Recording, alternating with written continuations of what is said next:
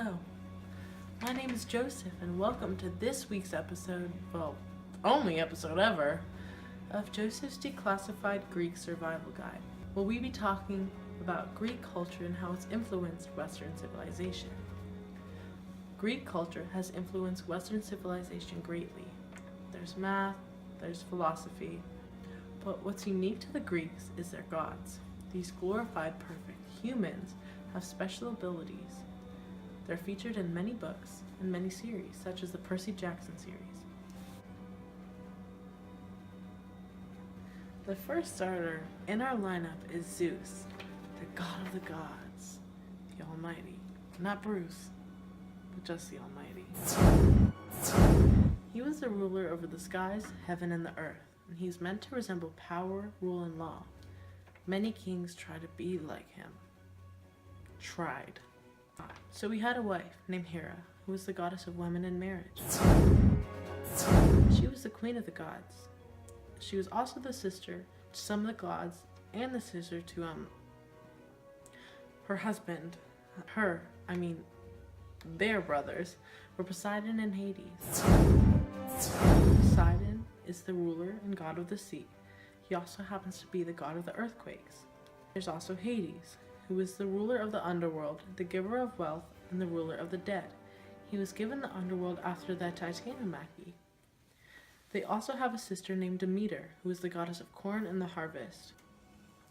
One of the only true children of Zeus and Hera is Ares, the god of war. His brother was Hephaestus, the god of fire and metalworking. He was the god that got kicked out of Olympus because he was crippled. Hephaestus also happens to be the patron of husbands with unfaithful wives, because his wife isn't faithful. Aphrodite is the wife of Hephaestus and the half-sister to Ares and Hephaestus himself.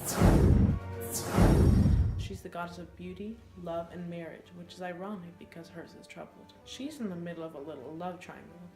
Aphrodite is the wife of Hephaestus and the lover of Ares. Speaking of being unfaithful, the next couple of kids on our list happen to be the children of Zeus and some of his mistresses. Zeus and Dione helped create Apollo and Artemis, the twin gods of archery. Apollo is also the god of music, healing, and light, not the sun. His twin sister Artemis is the goddess of the hunt and the moon.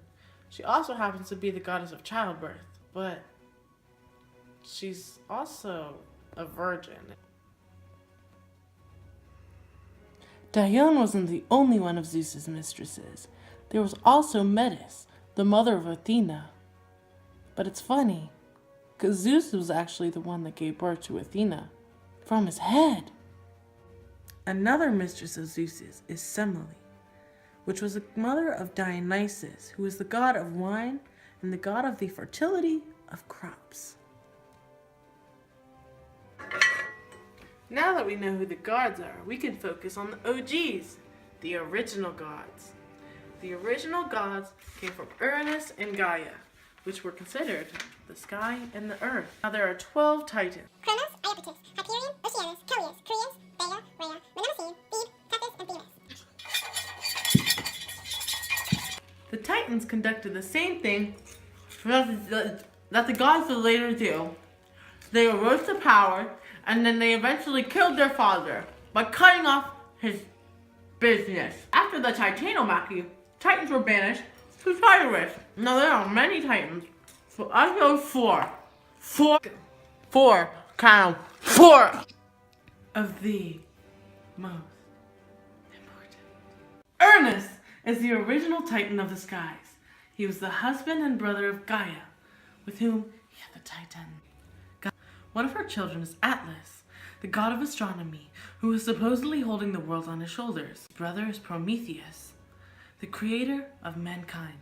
He is the one Titan who saw the future and decided to side with the Olympians and didn't get banished to Tartarus. Many gods have temples and places that are sacred to them. The Parthenon is located in Athens and is a sacred temple dedicated to Athena. Artemis also has a temple called Artemisium, which is located in Ephesus. Demeter actually has an entire city. Apollo's temple is located on Socrates, a mountain in Greece. Not only do many gods have many temples and cities dedicated to them, but they also have festivals. The Olympic Games are a good example. They are a festival dedicated to Zeus. They're completely athletic and only have men in them, and they happen every 4 years. Hera also has a festival dedicated to her, which is called the Heranian Games. It's an all-female version of the Olympic Games and consists mainly of foot races. The Panathenaea is a religious festival that's held in honor of Athena, and it's every 4th summer and consists of musical and athletic contests, as well as my favorite, eating.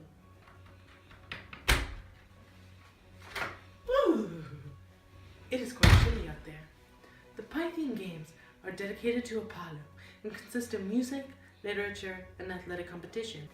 Finally, the man we can thank for all that we know is Homer. Homer told the stories involving heroes and gods that he portrayed them in a manner where they should be feared yet revered at the same time. His stories have influenced Greek and Western religion and have withstood the test of time.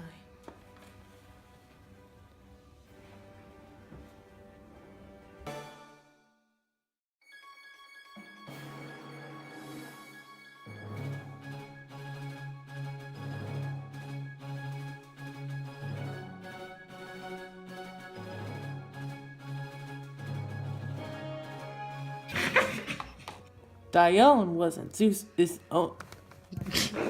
Was the mother of Apollo and Artemis, which were the twin gods of archery.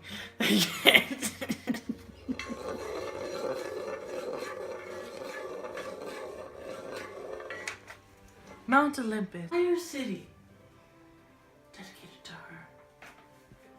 4, count 4.